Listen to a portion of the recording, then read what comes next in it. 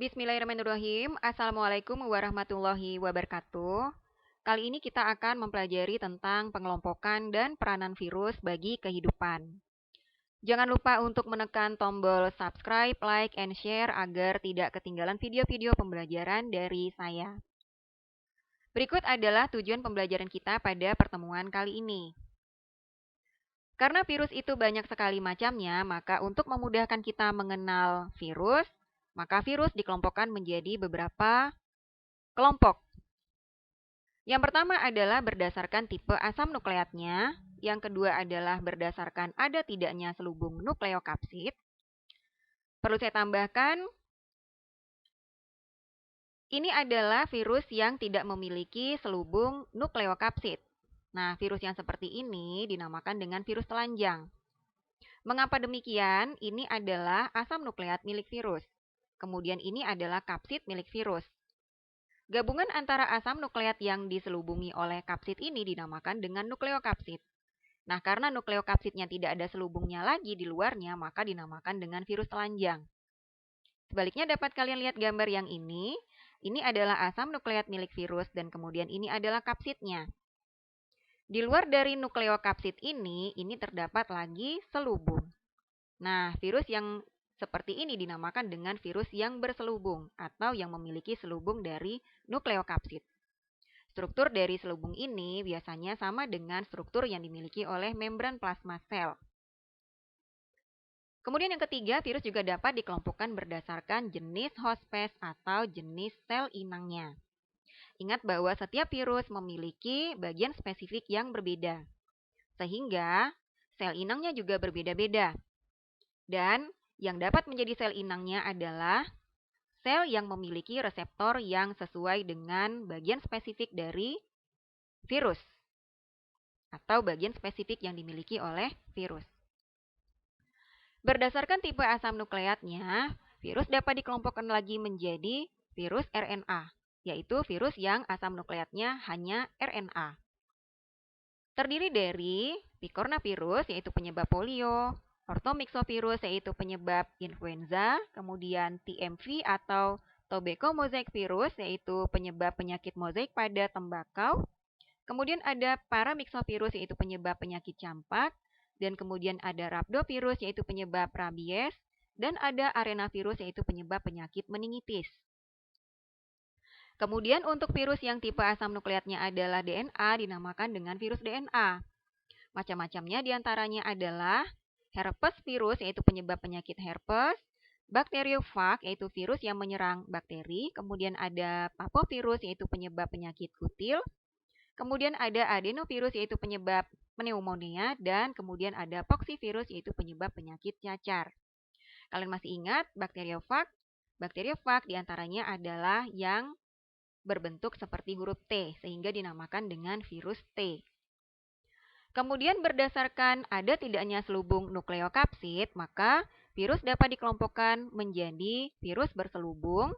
Diantaranya adalah orthomyxovirus, paramyxovirus, rhabdovirus, herpes virus, coronavirus, dan juga retrovirus. Dan selanjutnya virus yang tidak memiliki selubung nukleokapsid dinamakan dengan virus telanjang. Contoh dari virus telanjang diantaranya adalah papovirus, kemudian adenovirus, kemudian picornavirus, dan reovirus. Selanjutnya berdasarkan jenis hospes atau jenis sel inang yang ditumpanginya, maka virus dapat dikelompokkan menjadi virus yang jenis inang atau jenis sel yang ditumpanginya adalah manusia. Ini artinya virus ini dapat menginfeksi manusia. Contohnya adalah herpes virus. Yang kedua adalah kelompok virus yang menginfeksi hewan. Contohnya adalah virus NCD atau Newcastle disease yang menyebabkan penyakit tetelo pada unggas. Selanjutnya ada kelompok virus yang menginfeksi tumbuhan, misalnya adalah TMV atau tobacco mosaic virus, yaitu virus yang menyebabkan penyakit mozaik pada tembakau. Kemudian ada kelompok virus yang menginfeksi bakteri. Misalnya adalah virus T atau yang dikenal dengan bakteriophag.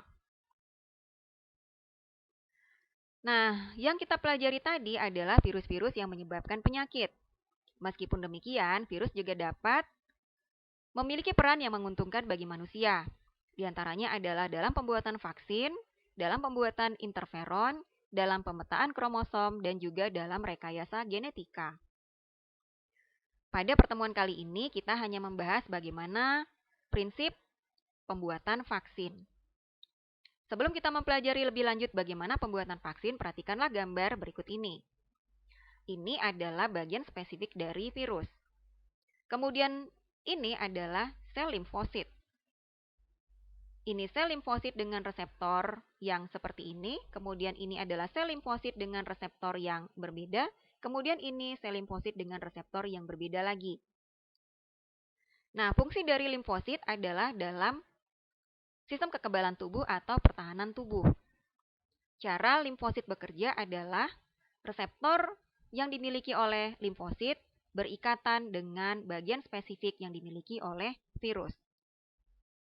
Nah, sekarang apabila limfosit telah pernah bertemu, bahkan reseptornya telah berikatan dengan bagian spesifik dari virus, maka yang terjadi itu adalah sel limfosit yang telah berikatan dengan bagian spesifik dari virus atau yang dinamakan dengan antigen, itu akan memperbanyak diri atau memperbanyak jumlahnya.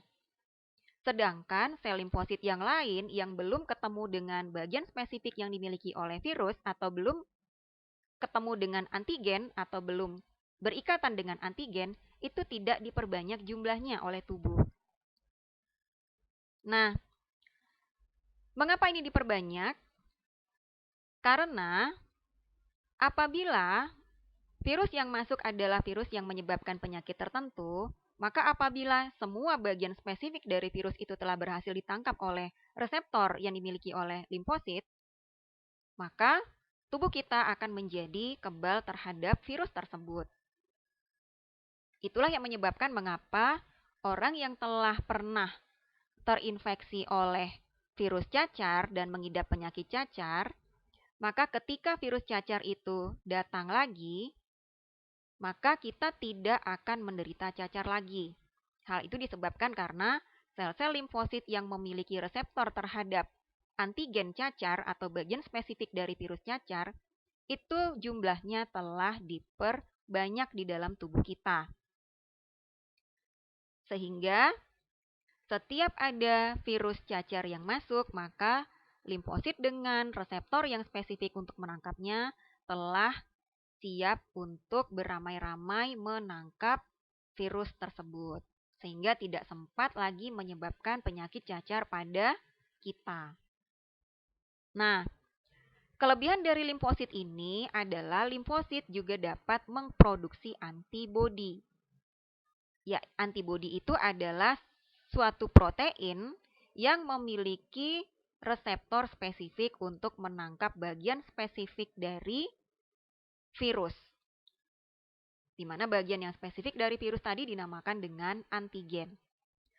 Nah, sedangkan yang lain, kembali lagi, belum diperbanyak jumlahnya. Dengan demikian, maka bagian dari virus atau virus itu sendiri jika dilemahkan dapat dijadikan sebagai vaksin. Vaksin adalah patogen atau bagian dari patogen yang telah dilemahkan. Patogen ini adalah agen penyebab penyakit. Apabila patogen itu adalah virus, berarti kita dapat melemahkan virus itu terlebih dahulu atau mengambil bagian spesifik dari virus tersebut tetapi sudah dilemahkan terlebih dahulu, lalu kemudian dimasukkan ke dalam tubuh manusia. Dengan begitu, maka limfosit dengan reseptor yang sesuai itu akan menangkap antigen atau bagian dari virus yang telah dilemahkan tadi, sehingga menyebabkan limfosit yang telah berikatan dengan antigen tersebut atau bagian spesifik dari virus tersebut itu memperbanyak diri. Nah, apabila jumlahnya sudah banyak, lalu kemudian virus yang sesungguhnya itu menginfeksi tubuh kita, maka tubuh kita tidak akan menderita penyakit yang disebabkan oleh virus tersebut. Mengapa? Karena jumlah limfosit dengan reseptor yang sesuai itu jumlahnya sudah banyak. Sehingga virus tersebut tidak sempat untuk merusak sel yang dimiliki oleh kita.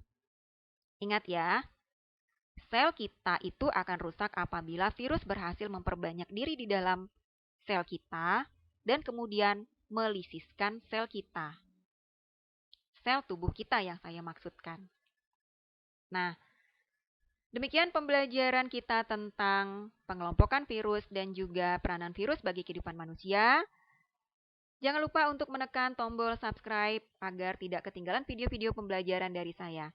Sampai ketemu dengan video pembelajaran selanjutnya. Saya akhiri. Wassalamualaikum warahmatullahi wabarakatuh.